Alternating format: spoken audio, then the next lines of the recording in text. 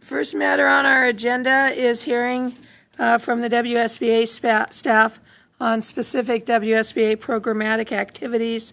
I understand Kevin Plackey and Julie Shanklin will be presenting. It looks like Kevin's going first.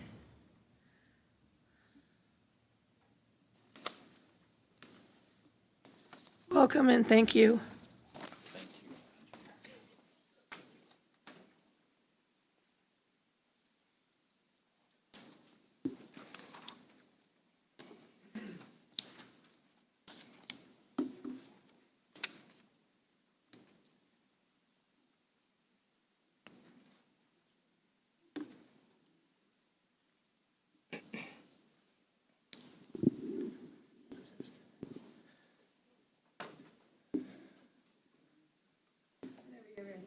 Okay, thank you. My name is Kevin Plackey. Again, I'm the interim director of the advancement department here at the bar. Thank you for your time and listening to me go over some of the activities included in the Access to Justice programs and the Diversity, Equity, and Inclusion programs, which are contained within the advancement department of the Washington State Bar Association. What I plan to do is first go over the Access to Justice program and provide some history, which will hopefully, for those of you that aren't familiar with sort of the evolution of the program, some context to then base your knowledge of the current activities that we are performing, which I'll go over after I go over the history. And then the same thing with the Diversity, Equity, and Inclusion program. I will go over some history to provide some context and then go over the activities that we perform. So starting with the Access to Justice program, I'll highlight some of the more relevant dates in the list here in the interest of time, but in 1994, the Washington Supreme Court established the Access to Justice Board to serve as an autonomous body operating under the auspices of WSBA, and again, it was with the authority of the Supreme Court. In 1995, the Equal Justice Coalition was established, and that was established to serve as a strong voice to advocate for adequately funding civil legal aid programs. So, the Equal Justice Coalition serves as a standing committee to the Access to Justice Board.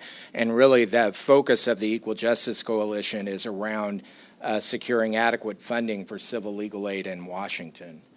And then in the mid-90s, the Access to Justice Board created the Access to Justice Network, which included legal aid and pro bono programs, judges, law librarians, county clerks, and others.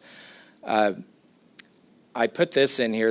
In 2003, the first civil legal needs study was conducted in Washington State.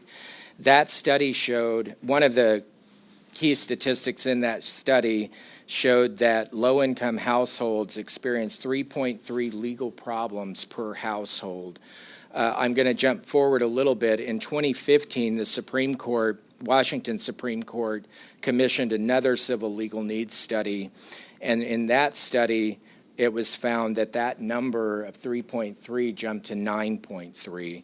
That was because of some, in the study, which I have provided in your materials, some of the reasons for that jump were some systemic issues that occurred within the economy, structural issues like the Great Recession and other things like that.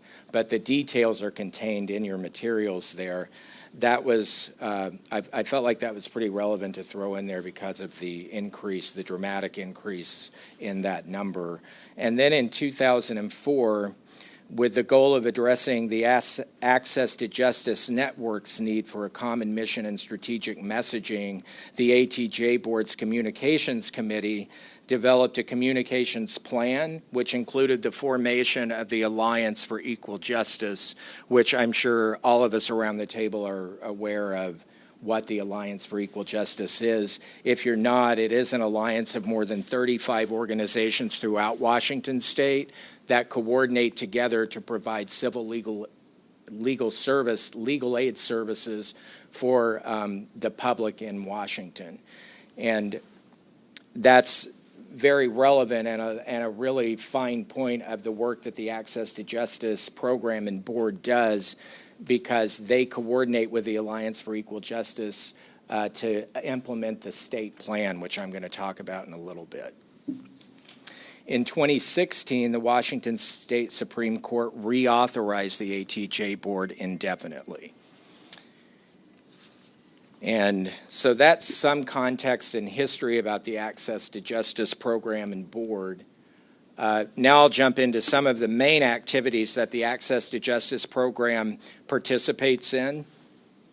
And one of the major ones is we convene and facilitate coordination among the Alliance for Equal Justice, which I talked about before. Some examples, and what you'll see in this slide as we go along is the bullet point shows what the function or activity is, and then the parens give examples and kind of break down in a little more detail the activities that correspond with that function. So basically, under this bullet point, it's created, convened, and staffed the Alliance for Equal Justice through its Delivery Systems Committee, identifies and addresses gaps in organizational and interorganizational infrastructure, facilitates and oversees the implementation of the state plan, which I will spend more time on because there are 5 goals embedded within the state plan that really seem to be and drive the heartbeat of the work of the Access to Justice Program. So when we look at those 5 goals, that's what's really informing a lot of the activities that occur within the Access to Justice Program. Another primary function that this program serves is organizing the biennial Access to Justice Conference. That's a conference that just took place 2 weeks ago in Spokane. There were over 330 attendees at that conference. That's a statewide conference that pulls together many members of the Access to Justice community to discuss the issues that are relevant in the delivery of civil legal aid and meeting the needs of the underrepresented and underserved communities.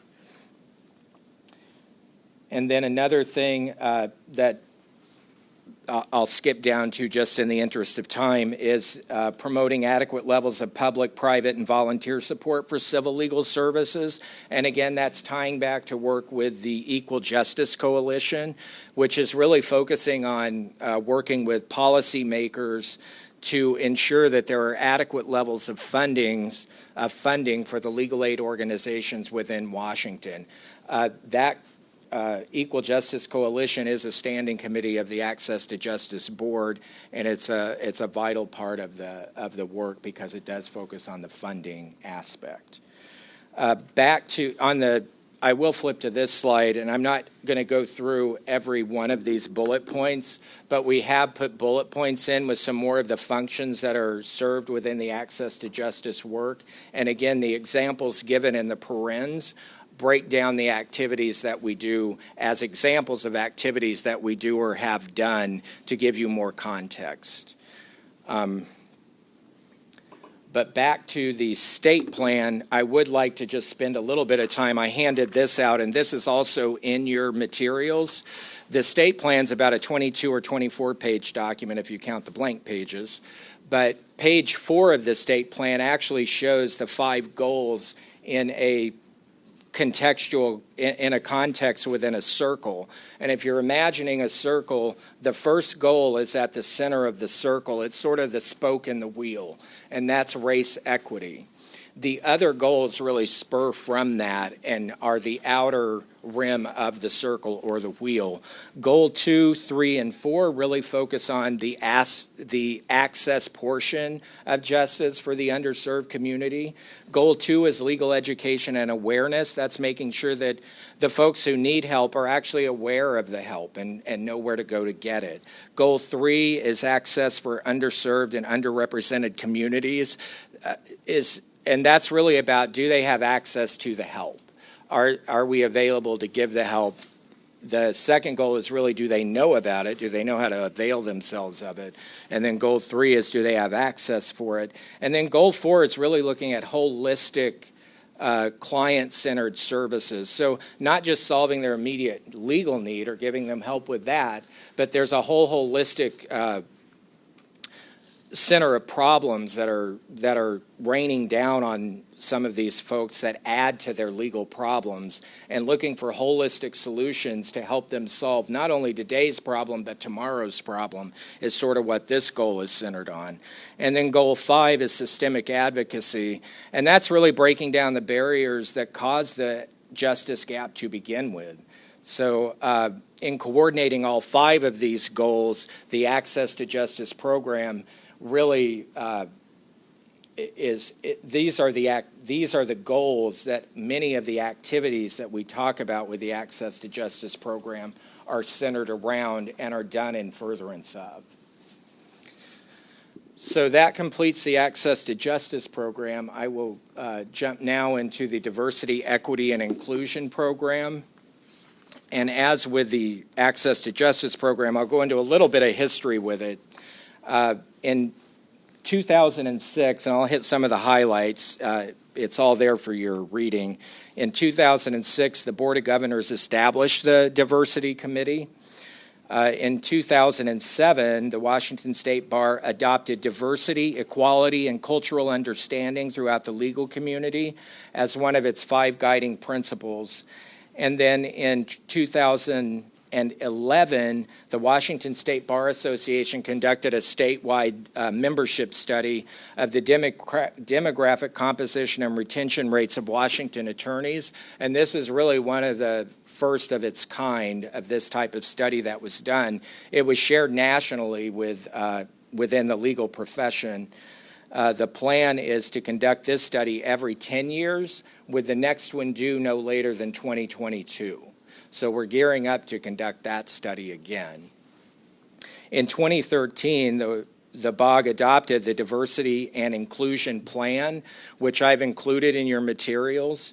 And that plan had 3 objectives. The first objective was to improve diverse representation at the Washington State Bar Association, and that was really focused on membership demographics. Number 2 was education and training around why diversity matters to everyone. And then 3 was collaboration and partnership with stakeholders. So those were the 3 guiding objectives that were adopted within that plan, and those are the guiding objectives that inform the activities that the Washington State Bar Association Diversity, Equity, and Inclusion program participate in. So 2015 studies did continue. They weren't the undertaking of the study that was done in 2011, but some follow-up studies in 2015 did continue to identify the prevalence and persistence of challenges that underrepresented populations face in the profession. So with that context in mind, we'll jump to the activities of the program itself. First of all, the WSBA Diversity Committee supports the work of the Diversity, Equity, and Inclusion program within the bar. But it's a two-way street. The bar also supports the Diversity Committee. So we have liaisons that staff the Diversity Committee and support that committee. And before I jump further into the activities that are bullet pointed, the Washington State Bar does take an inside-out approach to diversity, and I'll explain that a little. Before we can credibly go out to the profession and outside constituents and talk about the importance of equity and inclusion, we have to walk the walk internally. So we have an internal equity and inclusion specialist that focuses on work internally to help staff understand the issues around diversity, equity, and inclusion, and not only staff members, but also all of the volunteers that volunteer with our organization and do the work of our organization, which far outstrip the number of staff members. So that education, there's a lot of education that's done internally with committees and volunteers and staff around diversity, equity, and inclusion. So that's the inside approach. The outside approach is then the external work that we do. The external work is done by our diversity team within the advancement department, and a lot of these activities are represented by that group. One of the major things we do is community networking events. That's collaborating with minority bars, local bars, and other stakeholders in the legal community. And we have events out in the community. So those events take place outside of here in community situations. and we partner with various stakeholders to deliver those programs.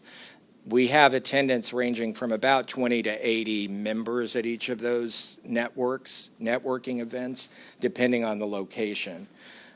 We also do presentations, workshops, and consulting.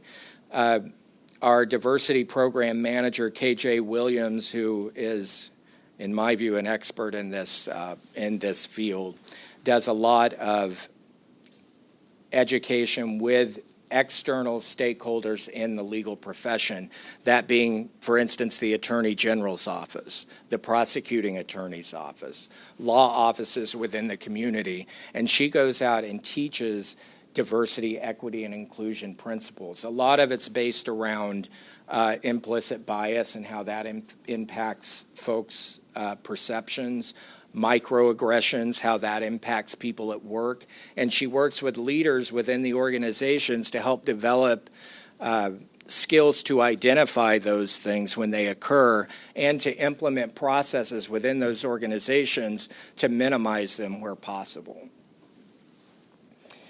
And then we also partner with law schools. So the partnerships with law schools is aimed really at identifying people from underrepresented groups coming into law school to help make sure that they succeed in law school. So it's almost it's starting from the very beginning, from almost the cradle, to help them succeed in law school so then they can launch into their legal career and have more success in the profession itself. Kevin, since you have it in writing, can you hit the high points? Because you've only left 2 minutes for Julie in the allotted time. Yep. And we do want to hear from Julie. Yes. You also keep mentioning it's in the materials, but do you mean these materials? Because what we were sent just minutes ago from Tara did not include everything you keep referring to. Yeah, I can send those out. They were uploaded for the online folks, so they have them. Okay. So it we'll may have not them, have made it around. We'll to have them the that way, in-person. I but apologize we didn't for have them that. in what was sent to us. But I will send them out. All right, thank you. And then the only other two things in terms of activities are education for WSBA members, which is our 3 legal lunchbox programs, and then we're also a statewide convener of stakeholders. And that's really it. That encompasses the activities of those 2 programs. And I apologize for taking up extra time. That's all right, Kevin, you. thank you. Julie?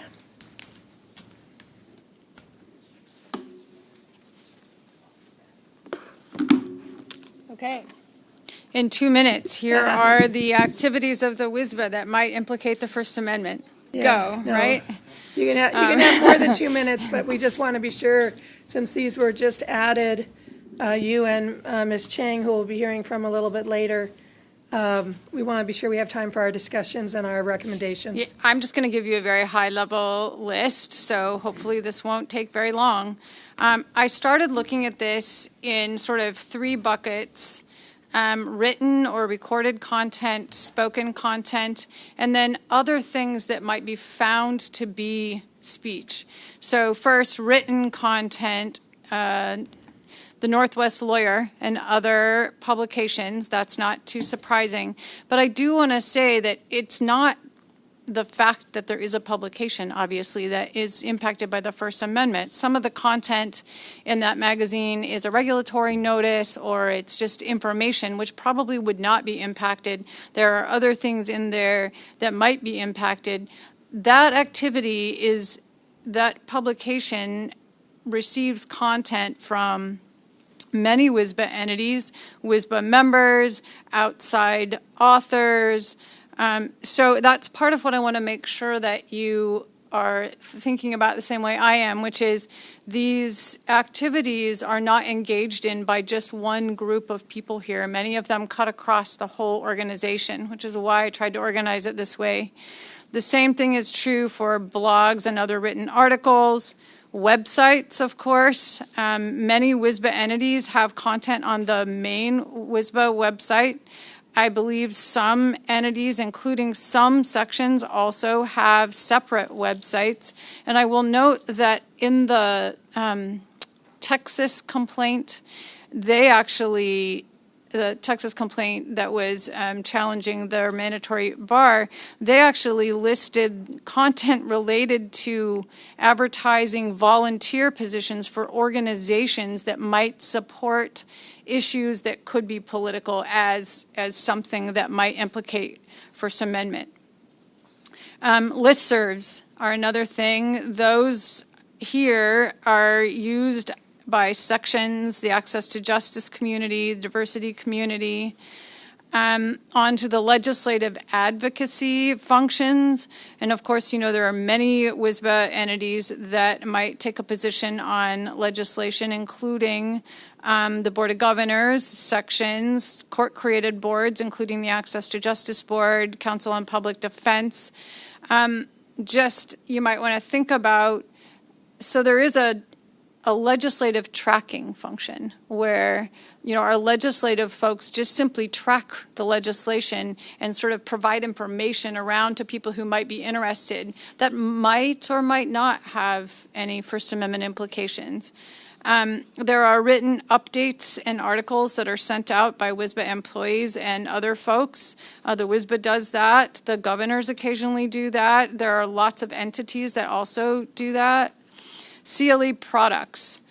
So the recorded products that are produced from CLEs, the Legal Lunchbox, and other programs or outreach presentations. The lending library. I haven't figured out yet how to think about this one, but I just put it on the list so that you can think about it. Oh, okay, I'm talking fast. So I guess the way this looks to me is we would potentially use compelled fees to purchase a book, and we wouldn't purchase another book. So the decision about which book to purchase to make available for people to lend, there might be a First Amendment issue there. Rule drafting, there might be specific rules that might have First Amendment issues in them. Flipping over to the speech, this one is, I think, more obvious. CLEs, conferences, legal lunchbox, anything where you're offering the opportunity to take a spoken position on political or ideological speech. That's engaged in by WSBA itself, CLEs, sections, diversity, ATJ board, legislative advocacy, again, that can happen by many entities.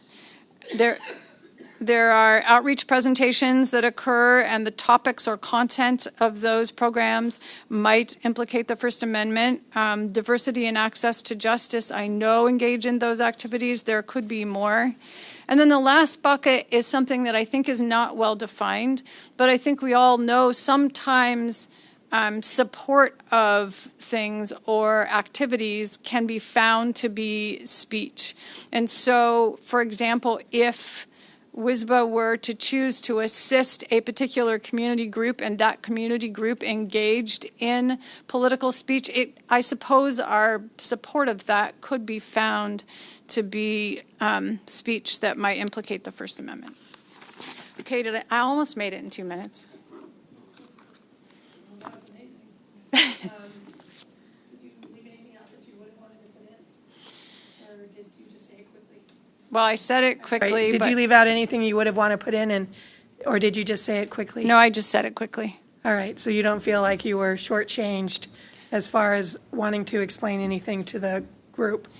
Not really. My shortchanging was in my ability to find time to prepare adequately to present you with a wonderful analysis. So I can try and work up something in writing if you would find that helpful, if you need that. But if all you really needed was something about issue spotting, maybe you don't need anything else. I will await your direction.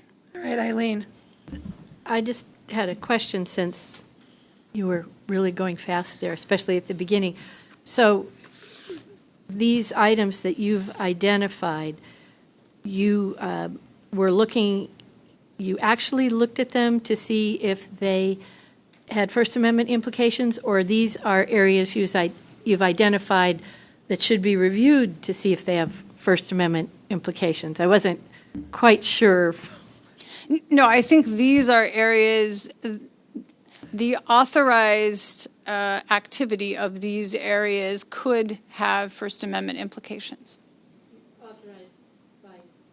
Authorized by the the board? Well, mean- by General Rule By- 12, most of these activities are listed as, either the purposes or authorized activities for the Bar Association in GR 12.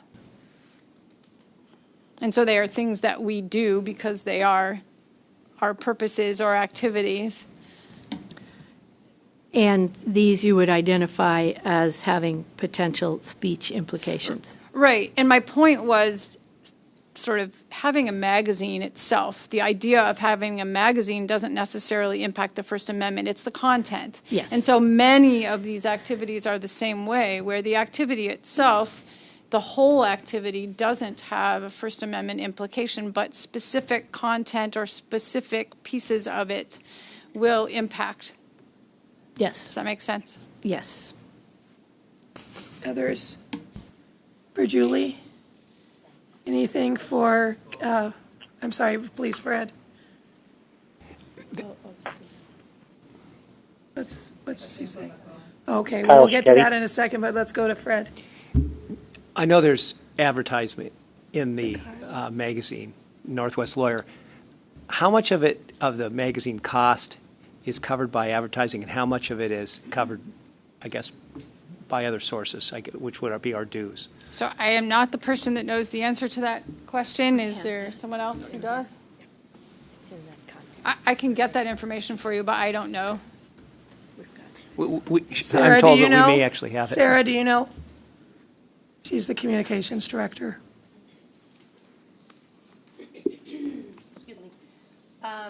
We have currently, in past years, run about $100,000 to $150,000 of fees that do supplement the magazine for various reasons, and we're working with an outside ad agency to narrow that down, especially for the coming years. So that would be the net after your advertising has been accounted for? That's with everything. That's direct, indirect. That is the absolute total cost to produce the magazine, print, ship, everything. That's offset by advertising. Yeah. So that is offset by advertising, or that is after Sorry, you've offset advertising? That is after the advertising. Thank you. Yep. Got it.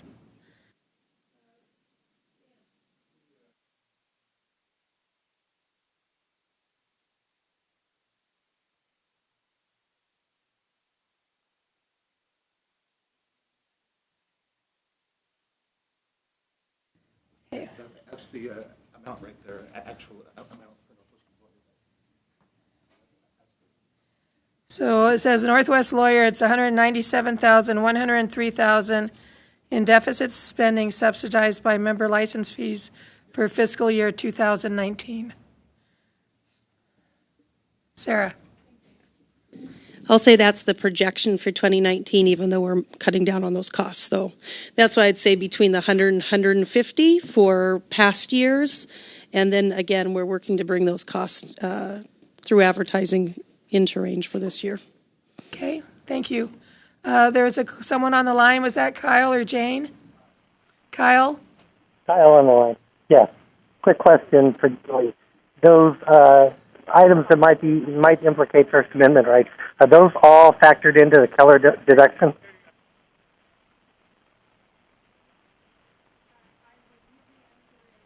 Yes. This is a portion of what we factor in when we do the Keller deduction. I'm just checking the list to make sure that there isn't anything in here that we would not include. When we're doing the Keller deduction, we also go and review the minutes of any of the groups that engage in activities that implicate the First Amendment, and try and gauge the amount of time that they spent on any issues that would need to be deducted for Keller purposes. And so there are a lot of other things that we actually consider, but I think the answer is yes. I don't think there's anything in here, although I have to say I'm not sure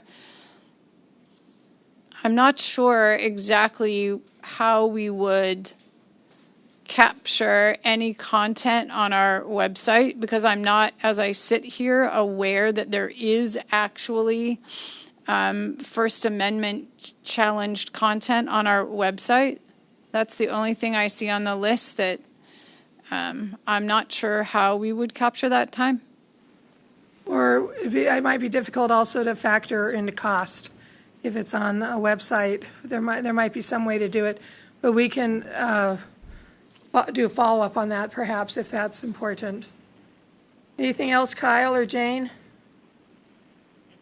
Nothing from Kyle. Thank you, and I apologize. I'm calling in from the other side of the globe. I'm kind of coming in and out, but I'm going to do my best to stay on for the full meeting. We appreciate you joining us. Jean McElroy, did you want to add something? Actually, I just wanted to ask You need to come to a mic, please. I just wanted to ask a question of Julie, which is, when you say it's taken into account, do you mean you look at those things to see if there might be an issue, or do you mean you take the whole cost? No, what we do is try to determine the actual content, the time that went into any specific content that is political or ideological and not related to the practice of law or the administration of justice. And those are the things that are deducted, not the whole thing. There are some areas that are just deducted wholly. But so I didn't prepare materials on the Keller deduction No. for today. I certainly could do that. Great. Thank you very much, Julie. We really appreciate it.